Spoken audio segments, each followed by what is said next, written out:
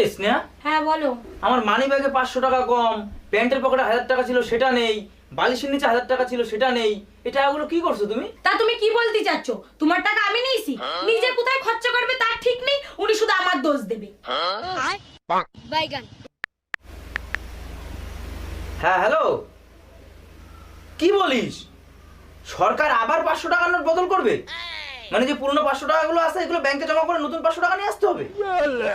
আচ্ছা ঠিক আছে, রাখ তাহলে, দেখি আমার কাছে যতগুলো নোট আছে আমি ব্যাংকে দিয়ে আসি।